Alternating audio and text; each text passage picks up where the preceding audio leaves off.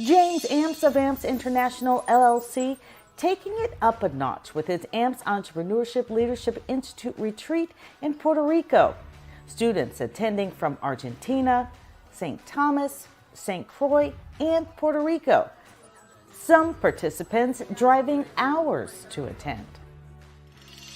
Amps Institute is building a bridge between three of the islands of the same region because they are all facing a similar threat: food sustainability and conservation. Agriculture is worldwide. I don't care what you do in your life, it's going to pertain to agriculture somewhere. Okay, I don't care if it's the clothes you wear, the foods you eat, whatever. The hair products you use is going to relate to agriculture somewhere. Who's going to be the disruptor to come up with something magical that the USDA, NRCS, or anybody, any agency, government agency would say, I want to fund this. I want to put $100,000 into this. I want to put 1.2 million into this. I want to put 5 million into this because I want you to grow it. And I want the research and development in this particular category. And that's what we're looking for. We're looking for folks who want to do something different. My motto has always been, if you want something that you've never had, you've got to do something that you've never done. We're trying to bring new professionals to agriculture and conservation regardless of where you want to be. You can have any careers, but as long as you're conservation-minded, agriculture-minded, that's a plus for us in USDA. So that is our purpose. This retreat was sponsored by the USDA Natural Resources Conservation Service in partnership with the University of Puerto Rico School of Agriculture. It's an effort to generate interest among young people in the field of agriculture and conservation, because at least 98% of the food and water in the region is reportedly imported. Amps Institute also gaining support from the Future Farmers of America, 4-H clubs, the Boys and Girls Club, along with the Vocational School of Agriculture, all sending participants to this retreat. Right, so your network will determine your net worth. One of the things we do here at AMPS is create a group on WhatsApp so that you stay in touch. And then about 30 days after we leave here or sooner, we're in touch with you. We want to make sure that you connect and connect and connect. The AMPS Institute knows the best way to build a business is to solve a problem, so they take the participants to the source. In this case, the Doña Carmen Farm Incorporated, or César Pérez, welcomed the crew. Bienvenidos a todos, buenos días. Mi nombre es César Pérez de León, agricultor de a pie.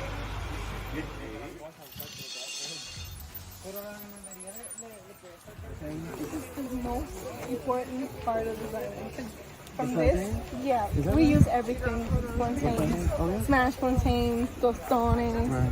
So everybody eats mofongo. Is that right? Yeah, and everybody wants it all time of the year. So farmers and cookers that have this, they get a high demand on it. So plantains and bananas are triploid. They don't produce a seed that you plant.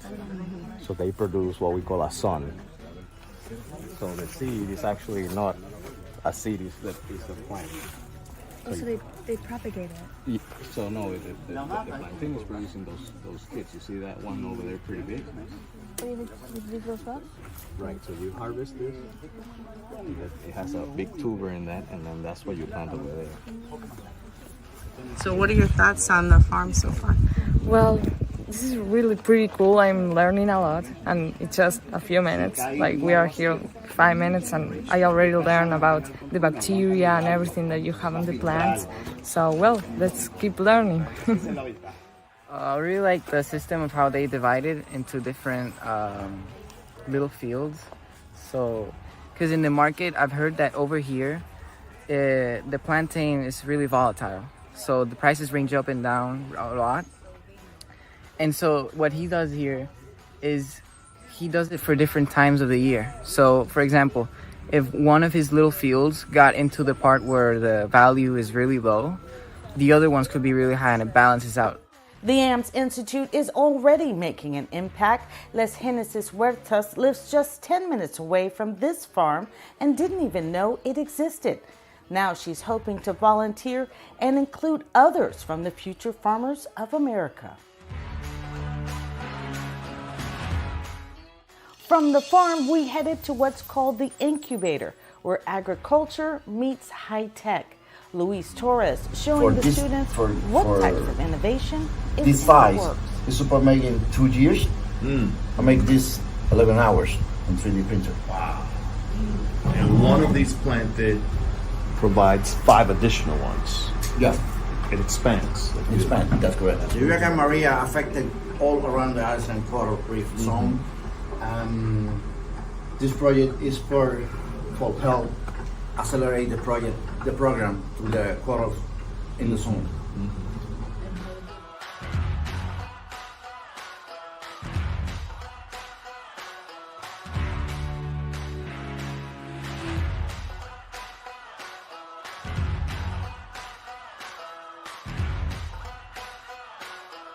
Well, my name is Ivan Arocho. I am from San Sebastián, Puerto Rico.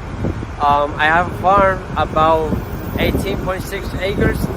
I think this technology is a good thing.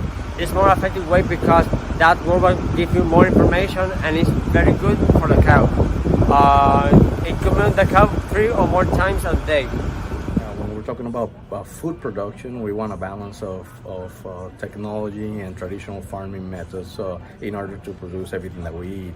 So I think today we saw an example of a traditional farm where they have plantains.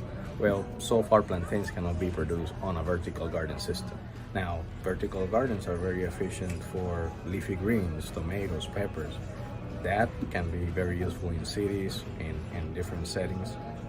So to feed a population, you need both methods. You need technology, you need vertical gardens, you need urban gardens, but you also need traditional farmers that have all the orchards, fruit, avocado, mangoes, because those don't grow on a hydroponic. What makes the makeup of these students so unique is that some only spoke English, while others only spoke Spanish. Yauco's rivers are better. The bilingual students stepping up to the challenge. Of the farmer itself having the marketplace. It's an obstacle these young entrepreneurs had to overcome in order to work together to develop a business for their pitch competition. My name is Juan Casimiro. Thank you. Good firm handshake, okay? Good eye contact, good smile. Oftentimes people shake hands, they don't even smile.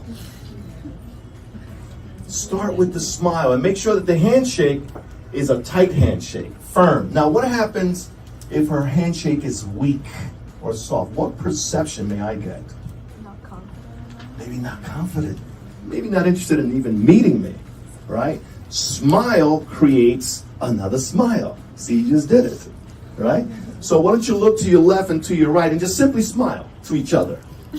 Ay, qué lindo. All right. So it was time to put their ideas to work. Teams gathering together, brainstorming, and building a real business plan, including crunching the numbers. They had to face judges in the morning who were going to question what they learned. Wanting to try our business, which is compost. After a few months, we have a chief executive officer.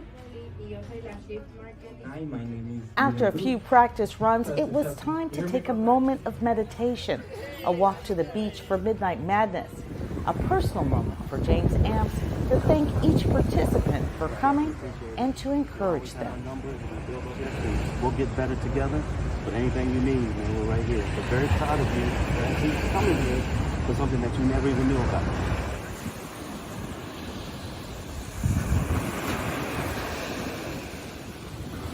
The next morning, a few final preparations to prepare for the pitch.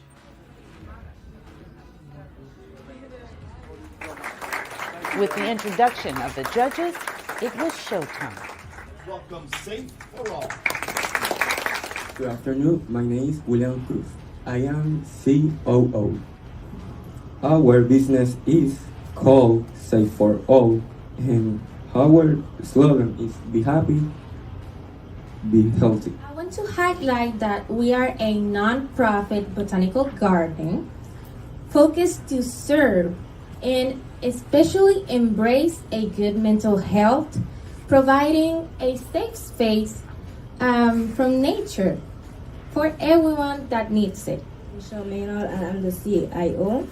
Our competitors are the Cool Gardens, the Botanical Gardens of Caguas, and the Guanaca Sunflower Farm. The things that we're gonna need to start our business is gonna be permit and license, basic infrastructure, constructions, plants and trees, garden equipment and tools, and the store inventory.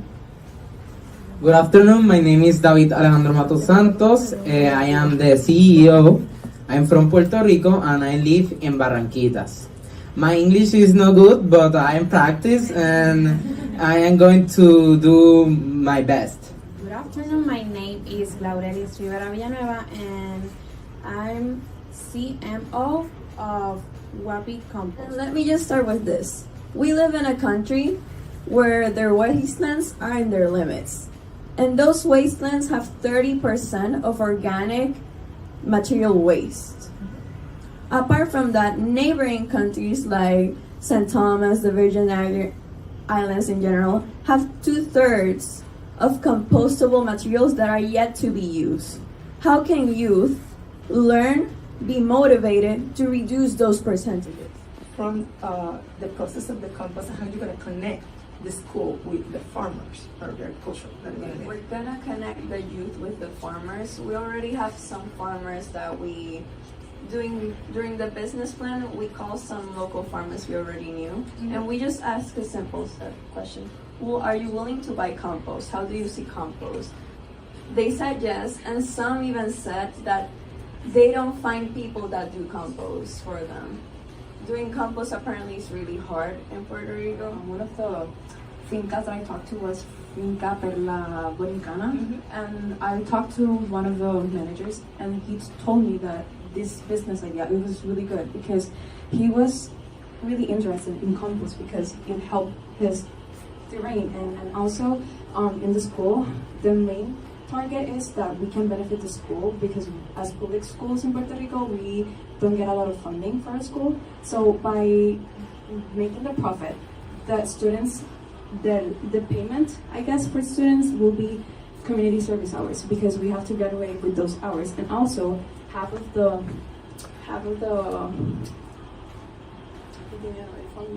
funding that we made is going to go to the school. So in Puerto Rico, there have been some problems due to farmers having excess feces, causing the overflow of feces to reach bodies of water.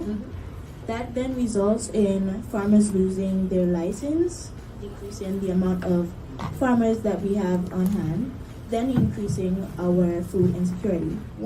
When you're talking about farming alliance for a big component of your expenses, how do you plan to make that work, assuming that some of the farmers may not have this equipment themselves? I already contacted some of the farmers, which they have the machines, the pickup truck, the wagon. The only real challenge would be the acquiring the services of the machine repairs. Are you gonna give me a specific percent of your production of that fertilizer for it so I can use it in my farmer? Could you define that?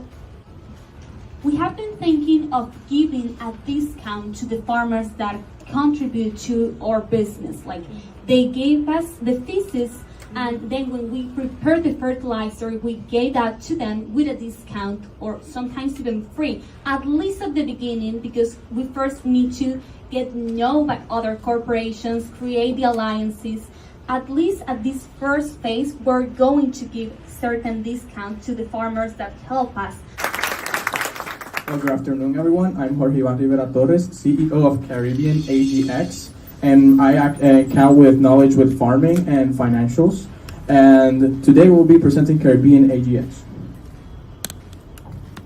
Hello, my name is Susanna Calhoun. I am from St. Thomas, Virgin Islands, and I am the COO of Caribbean AGX, and my specialty is writing about social justice and equity issues. Good afternoon, dear judges. My name is Virginia Ciancia. I'm 16 years old. I live in Argentina, and I'm the founder and CMO of Caribbean AGX. And I'm the youngest person in Latin America to be certified by MEDA. Good afternoon, everyone. My name is Camila Muñiz. I'm the CBO of Caribbean AGX, and also I am a state former president of the organization Future Farmers of America, and I am an actual student of animal science and Privet. Good afternoon, everyone. My name is Ivan Arocho. I am the CFO of Caribbean AGX.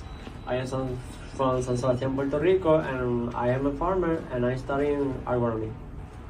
Well, what we want to do is create an e-commerce platform where farmers can buy products and farmers can get transport for the products, and where they can match and find workers for the products. It will be a company majorly focused on giving a service, and we will have a commission, and it's characterized by being a business entity as a partnership. Well, we have a surprise by the way for our sharks. Yes. You're a farmer, yes? What is your expectations in terms of outcomes for your, as you as a farmers with this company? In terms of, how do you expect you to be served by this platform, and what are your expectations in terms of your outcome as a farmer? Well, for example, I work with cows, and these days it's very difficult to find vaccines or medication for cows, and I think this website can help me to deliver my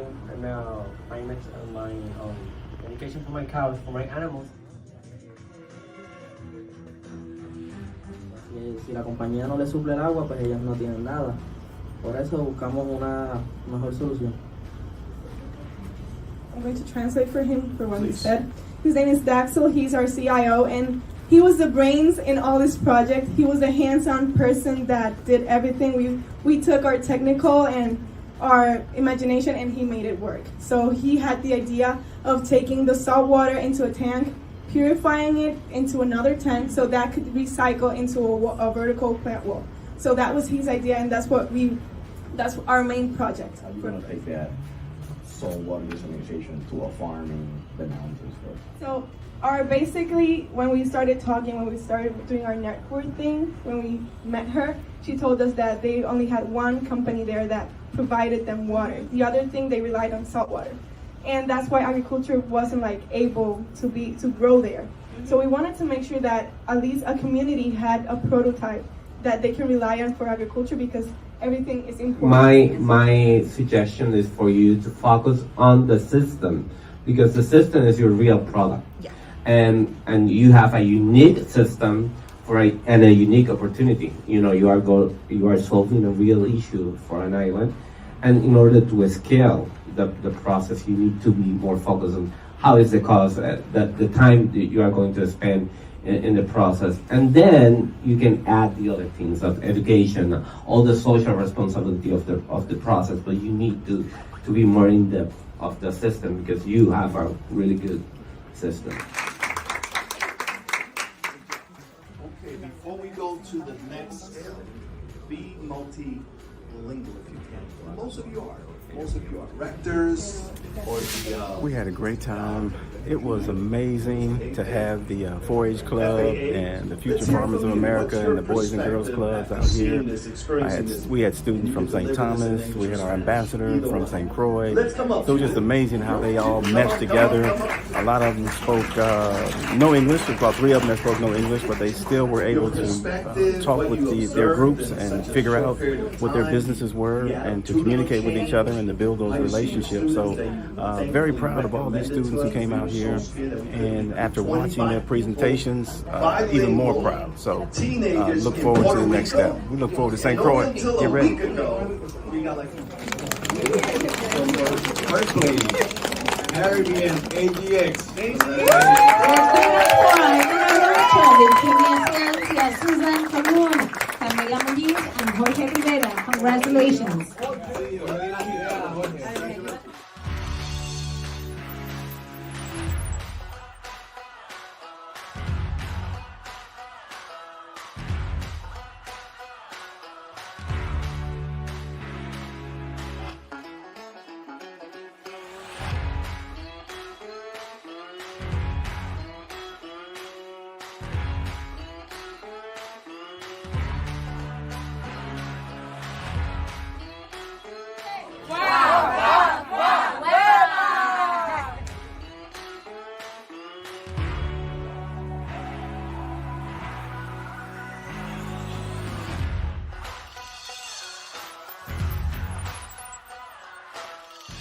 For more information about James Amps of Amps International LLC or the Amps Entrepreneurship Leadership Institute Retreat, go to ampsinstitute.com.